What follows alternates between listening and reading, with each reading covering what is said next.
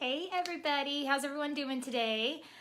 So I am hopping on with you every day this week to teach you something different about painting. And today we are going to talk about shadows. So I had made a post, I believe over the weekend, asking you guys what you wanted to learn about. And that can be subject matter, something like this, where we talk about shadows. Yesterday we talked a little bit about palette knives and I showed you more how to use those. So as you guys are hopping on, I see you guys popping up. Just say hi, let me know you can hear me okay, that you're here, tell me where you're watching from, and we are gonna get started. So the first thing I wanna talk about is, hey Ms. Becky, is that our Spring Floral Boot Camp is now open. Thank you, Deborah. Yeah, I'm actually like put together today because I had my interview with Stu this morning. So if you guys didn't see that, I did share it on the page, or you can go to Stu McLaren's page and watch it.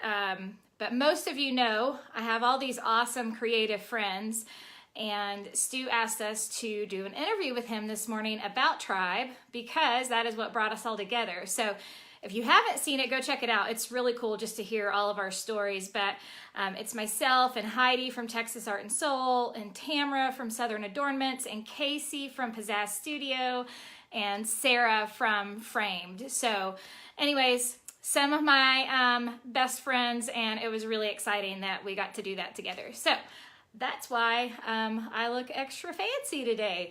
And I'm just hoping I don't get my sleeves in my paint when we start painting. So, but Spring Floral Boot Camp is open. And so that's what I want to talk to you guys about really quick. And then we're going to jump into learning about shadows. So this is how the boot camp is going to work. Let me move my paint out of the way so I don't trip on it. Boot camp starts next Monday. So Monday, May 13th is going to be the first lesson that I teach with you guys. And you are going to get 4 full paintings in boot camp. And I'm going to show them to you here in just a second. But this is split up over 8 lessons. So on the Monday of each week, you're going to get mini lessons where I show you some techniques that we're going to go over in the painting. So I may show you how to get these little flowers the way they are, or how to do grass blades, so that you can be practicing on it before we do the final painting on that Thursday. So every Monday will be technique, every Thursday will be full painting. You get the full color list, full supply list, all that good stuff emailed directly to you, and it's also in our private Facebook group where everything is going to happen as soon as you register. And Gretchen just put the link up for me, so and that should be pinned to the top. If you can't access it while you're watching live, just wait for us to hop off and you'll be able to get on there. Sometimes people can and sometimes people can't, so I don't know what the difference with that is. So, do you guys want to see what the paintings are? You may already know. If you joined me last week, you've already seen a sneak peek, but I'm going to go over them again. So, again, this is all about flowers. If you love flowers like I do, you're probably going to want to do this. So, this is week 1. These are my Parisian flowers. This is just a copy, obviously, because I don't know where my original is. It may be lost in the midst of the 250 paintings that I have in the basement. But, and I don't know why, because it's one of my favorite paintings. That's going to be week 1. So we're going to kind of start off simple and build as we go. But number one question I have is, do you have to have experience to do the boot camp? And the answer is absolutely not. So I have taught thousands of people how to teach or how to paint that have never picked up a paintbrush before. So you do not need any experience. I'll walk you through all the basics to get you going on this. So that is week 1. Week 2 is our abstract flowers, which I absolutely love. I love these bright flowers. And I'm going to be making a couple more versions of this. My girls want like a trio of these hung next to each other in their bathroom. So just be thinking you can do something similar with that. And then everyone loves sunflowers, right? So this is our sunflowers painting in a mason jar that we are going to do in week 3. And I love this because after this, you're gonna know how to do a mason jar as well. And then you can use that in multiple paintings when you come up with some stuff on your own. And last but not least, if I can get that to stay put, can you tell it's time for me to clean my studio space again? Last but not least, the spring bike with flowers. So I repainted this. This was from an original I did 3 years ago, and I redid it last week.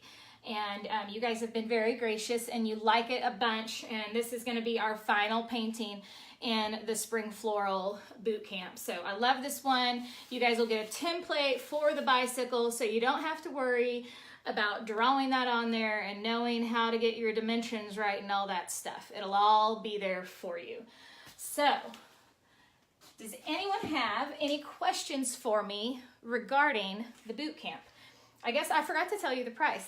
So the price is $127 for the 4-week boot camp. So thank you, Becky.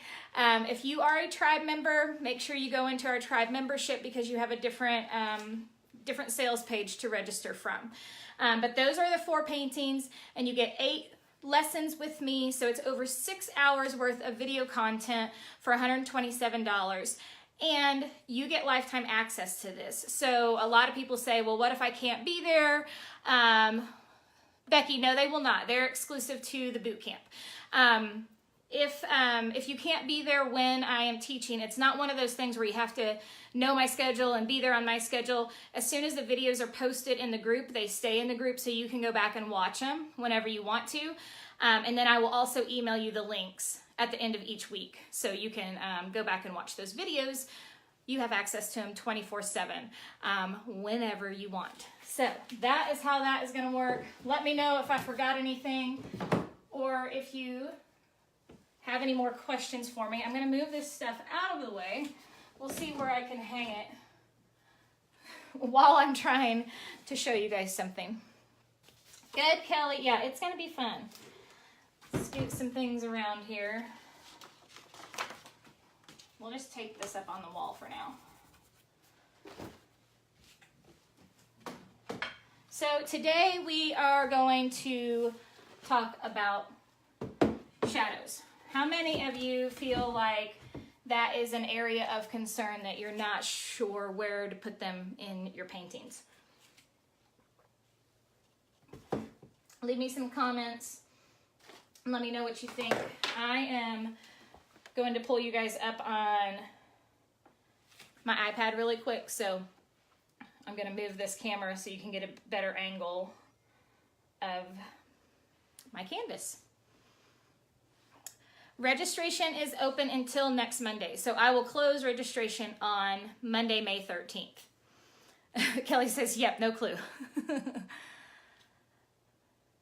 Please give us suggestions for other flowers for a grouping. Yeah, you know, I don't know what I'm going to do just yet, but I'm probably just going to kind of rotate things around and play probably a very similar color scheme to that and just kind of change it up a bit. All right. So I've got you pulled up here so I can glance down and see a little bit easier. So I was trying to figure out what I wanted to use to teach you this. And, you know, it's different depending on the subject matter, but I still want to give you a general idea. So I was thinking about a jar, but then I did jars with you guys the other day, so I didn't want to do that again.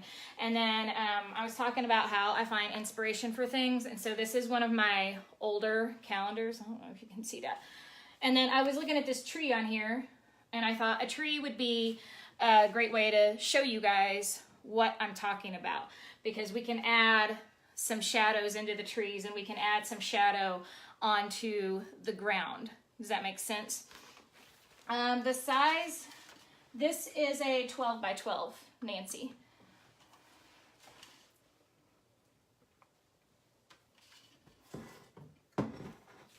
So who wants to learn how to make a tree? Does that sound good with you guys? I'm going to get some paint here. And Linda says she has the same problem with highlights. So here is the thing that I want you guys to remember when you are doing either one of them, the first thing you have to decide in your painting, if you're not going off of like a piece or a photo or something where it's decided for you, and you're coming up with your own composition, you want to decide where your light source is coming from. So that is the most important thing. Let me grab my brush. I think I want to use this guy.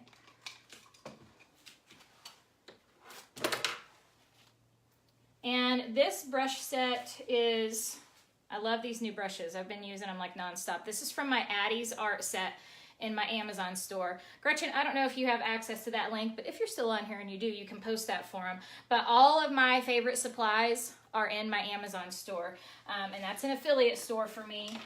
So I get a little small piece, a tiny bitty percentage off of your sales, but it's awesome because I can put all my favorite stuff in one spot for you guys.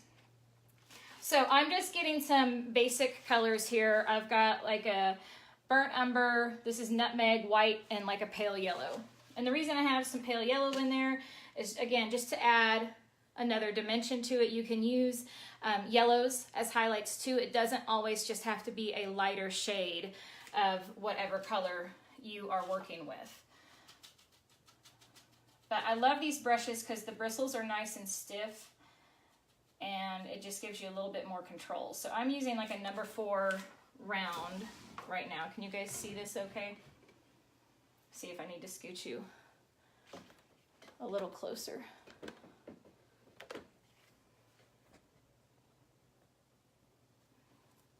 Does that work?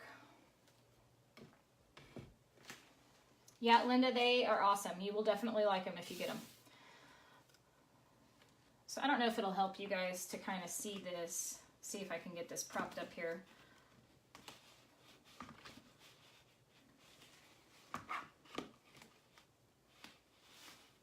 No, maybe it's not going to work for me. I don't think I have anything to hold it.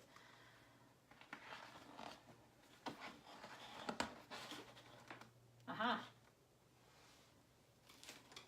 So that helps a little, right? Kind of gives you a little bit of an idea of what I'm going off of. So we're just going to start down here at the bottom. This is going to be my base. And I'm just doing just a basic mixture of my browns right now. And again, I'm not worried about making this perfectly realistic or anything. We're just going to start kind of getting a basic tree shape down here. When you are making a tree, I do want you to notice what I'm doing right now.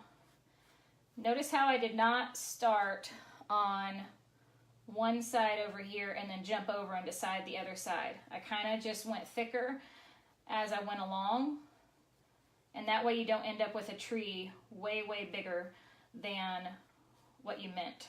So hopefully that makes sense. So that's going to be... Oh, awesome. Gretchen found it. Yeah, I know. I don't have like a super clear, I mean, there's several spots you can get to my store, but it's not super clear. So anyways, I wanted you to kind of see how I did that. And then we've got, they kind of separate about right here.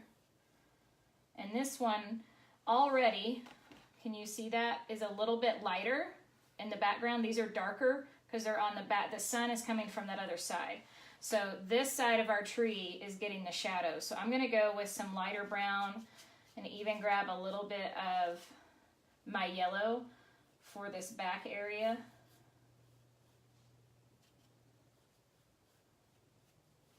And I'm still going to pull something across here, but I'm just getting this light color on here first. Okay. And then coming up here. And ours is going to be a little shorter than that tree on the painting or the picture. So we'll just kind of pull it up like this. And then it's got some branches that kind of just pull across here.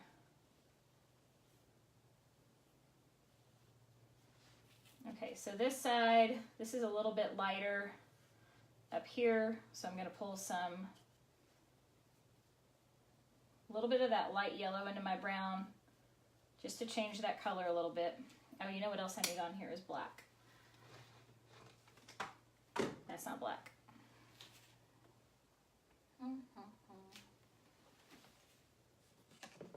Here it is. And you guys just let me know if you have any questions as we are going along. So I'm grabbing a little black with my brown now, and I've got this area right here where I want this tree to kind of overlap. So it's a little bit darker right here, and then it's going to cut across.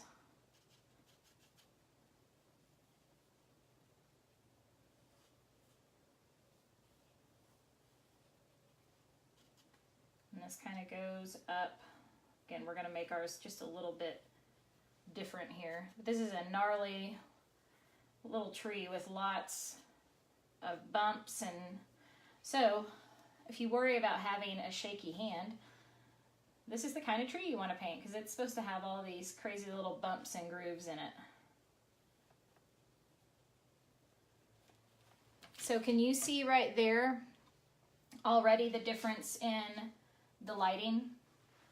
So this part of the tree trunk versus the front part. Hopefully you guys can see that.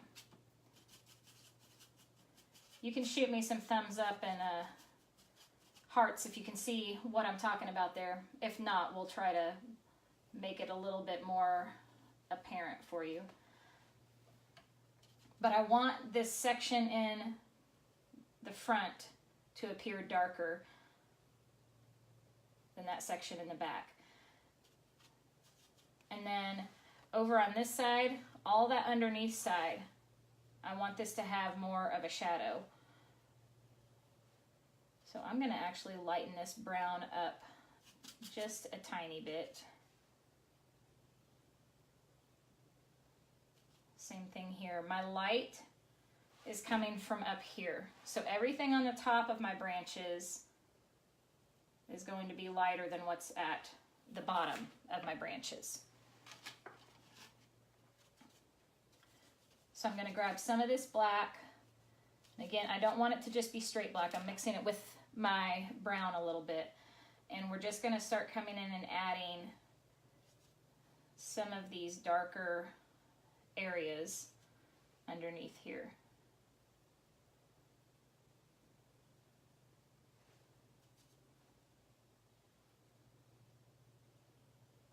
And I'm just doing that underneath all of them. Even on these ones that are higher up and they're a lighter brown, they're still going to be darker on that side of the tree. So you just kind of want to choose where your light source is coming from so that you can start adding those shadows in. We're just going to make it a little extra dark over on this side and down here. I'd say it's a pretty intense shadow, so I'm just going to go all darker over here. I'm going to pull a little bit of green in here. We can get some kind of a green mossy color going, but still pretty dark on that side, and this side's got more light coming to it. So we could even accentuate that more by pulling in some yellow over here. Maybe this ground is coming back behind that tree a little bit. So we've got this light yellow where the sun's hitting the grass, so it's a little brighter over on this side. And then as we get over here, we're going to start seeing it get darker because of the shadow of the tree. And you can decide how intense you want it. You could have it really dark like this, and that, you know, just depends on how intense your light is. If your light is very, very intense, and say that's a very bright sun out, it will cast a strong shadow like that. If it's kind of cloudy out, it's not going to be that much of a difference. Yes, Linda said, so you're actually mixing on the piece. I do that a lot. So you don't have to pre-mix your colors on your plate. Now I will show you my plate is plenty messy and I mix a little bit, but I am definitely blending on here as well. And I'm even going to add just a little bit of green, just in a couple areas up here, because there's a little bit of moss on that tree. Grab some more of my yellow.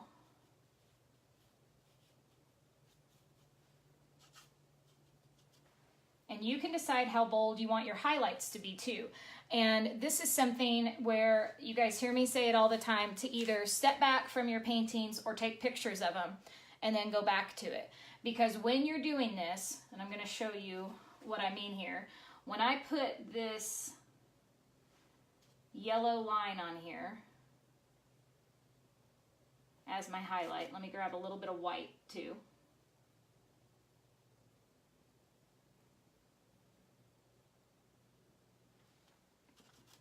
Let's come in, add it over on this other side as well. So can you guys see that highlight from where you're at? You're a little further back. So let me know. Thumbs up, yes. You can see that pretty good. But what I want you to notice, this is probably going to fall when I do this.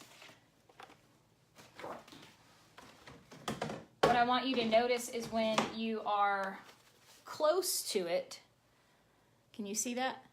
It's gonna seem like really bold, and like maybe that's not what you want it to look like, right? Because like if you saw that on your canvas, would you be worried that that's just way too thick or way too bold? But then when you step back, you get that nice contrast. So again, be thinking about where are you going to be looking at your piece of art? Is it going to be something that you're 6 inches away from all the time, or is it going to be something that's hanging on your wall? So you want to think about what it's going to look like when it's on your wall. And sometimes that's hard for us when we're so close to the paintings. So I just try to get people to think about that. And I use Monet as an example because if you follow or have followed or watched or seen any of his artwork, you know that up close it's just really, really messy. Same with Van Gogh. And then when you step back from him and they're on the wall, everything comes together. So trying to break you guys from in your head telling yourselves things have to look like a photograph or that they have to look realistic. They don't. And sometimes they're more interesting when they don't. So I hope that makes sense on how you can see. So I'm just going to use this little accident here. We're just going to pull that and make another branch and pull that back in to my tree. We'll do the same thing here and add that shadow underneath here. And of course, this is a very, simple, quick lesson for you. These are just little 20-minute sessions that I'm doing with y'all each day this week. But hopefully this will help you with kind of the general idea of how to play with your highlights and your lowlights or your shadows. And you can do the same thing in your grassy area. One of the questions was, do you always have to add black to have a shadow? And the answer is no to that as well. And I'm going to show you here. So in the grass, I've got this lighter green that I was already using. Now I've picked up some of this darker light grass green. So even just throwing in that other color, can you guys see the difference there? It still looks darker, right? It still looks like it's darker on this side of the tree than this side of the tree. And that's just a transition in colors too. So if you were looking at these greens on a scale, because they're the same color, right, essentially. If you were looking at these on a scale, and let's say you turned it black and white, This is another tip that you can do. You can, most phones, you can edit your photos and you can turn them black and white. So that's a good thing when you're trying to get value in your paintings and you want there to be depth and contrast. Turn your paintings black and white on your phone and look at it. Does everything look the same? Is it all just like the same tone, all the same grays? Or do you have some areas of bright white and dark darks? And if you do, is it all in one spot and your eyes only focus on that point, or does it make you kind of jump around? So the point in me saying all of that is, if you turned these greens black and white, or grays, this one would be on the darker side of the scale, and this one would be on the lighter side of the scale. So again, you can use that in your paintings as well by getting lighter shades. And I could even keep playing with this and come and add more yellow to it. I've got too much green in there. Let me get some of that off. And see how it just keeps getting lighter and lighter? So you don't always have to add white to your color. And then on the flip side of that, so that's adding yellow going that way. And then we've got our regular dark green. And I've got my regular dark green down here. I'm going to make this all dark on this side. Instead of using black to darken this, I'm going to use red. Does anyone know why? I'll give you a second before I tell you.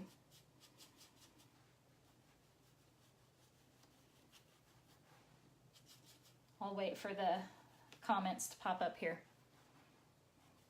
And if they don't, I'll tell you, but I'm betting somebody on here knows why I am using red to make my green darker.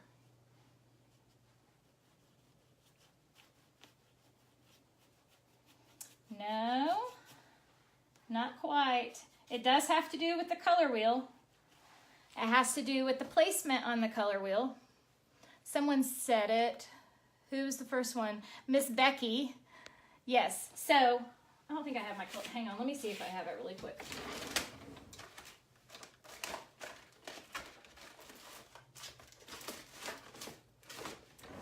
I thought I might have had it in that drawer, but I don't. So if you're looking at a color wheel, again, if you really want to learn more about art and study this instead of just, you know, painting step by step, get yourself a color wheel, get yourself a color mixing guide. They're awesome to have, and you're going to learn how to create all your own colors. But you can make neutrals, you can make darker colors of whatever color you're working with by using the opposite on the color wheel. So for green, that's red. For orange, it's blue. For yellow, it's purple. So anytime you get those, it gives you a neutral. In this case, I'm going to use, I've got dark green, and then I'm going to use a little bit of red, and watch what happens. The more red I add to it, the darker it gets. And now you've got this really nice, dark, mossy green. And this is the crazy part. This is what I want to show you and explain to you guys, that you don't have to go buy every individual color. I know people like to know the exact brand and the exact name and all that stuff of what I use, but I want to get past that, and I want you guys to learn how to make your own colors. So look, these were the two colors that I used. Can you see that? This is Christmas green and bright red. So you probably would not think that these two colors would make this color, right? Am I getting too much light on there? But it does. So, you know, this is just, again, why I love having a mixed media pad. This would just be something fun for you guys to do. Not even talking about making a painting, but just learning about color mixing and how you can use what I'm teaching you today to add value and to add shadows to your paintings. So play with your reds and greens and see how many different colors you can get out of the same 2 bottles of paint. Or play with your, you know, blues and orange, or yellow and purple, whatever colors you want to play with, and do this as a little challenge for yourself. But I did want to cover that. I want to explain where the shadows go. Decide your light source is number one. And number 2 is adding the shadows on that darker side where it's in the dark, your highlights on the top side, but also not feeling like you can only use black and white to add your highlights and lowlights. So when I was in my color theory class in college, this was my absolute favorite class, and it was all about color mixing, and so I'm kind of obsessed with it. We had to do a full painting. She hated it when we used black. Like, in fact, she would probably knock down our grade, a whole letter grade, if we did use black in any of our paintings. And her challenge to us was to not use that. Don't fall back on that, that you can create your own darks from colors that you have. So maybe challenge yourself to that. Try not using black in a painting, but using different colors to create those dark values that you want. So kind of an in-depth paint lesson for you guys today, but what I hope you understand from what I taught you today, sorry, ignore that, it's my paper towel dispenser, automatic. What I hope you learned from this today is that it doesn't have to be hard. That wasn't hard.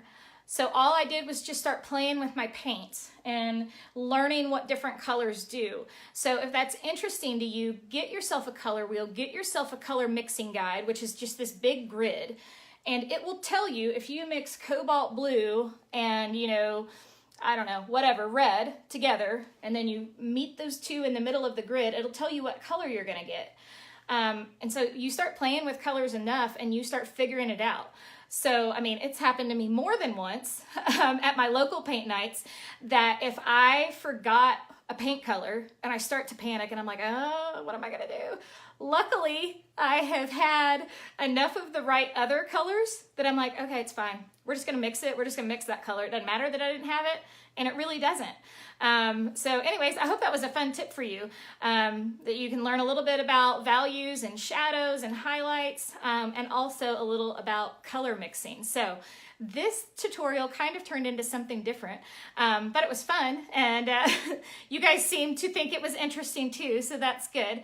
Yes, I have all of that in my Amazon store. So the color mixing guide, the color wheel, all that stuff I'm talking about is all in there if you want to see what it looks like, and you can go to your local craft store, Hobby Lobby or Michael's has those as well. And you can get mini versions or big versions. Yes, Linda, happy accidents. Sometimes God just has a better plan than what my plan was. So I just kind of go with it. Let me make sure I'm not missing any of your comments here. Okay, Pat,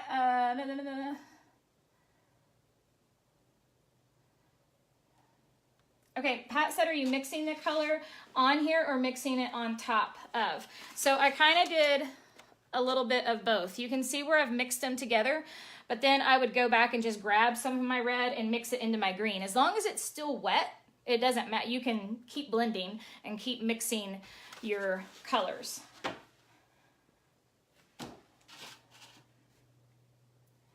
Barb, this is a mixed media pad also in my store. So when you guys get off here, Gretchen put that link in. It's my Amazon store.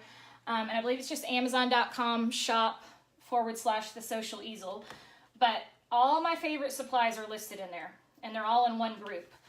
This is my mixed media pad, which I adore. You'll hear me talk about it all the time. If you decide to do my boot camp, I highly recommend that you get one.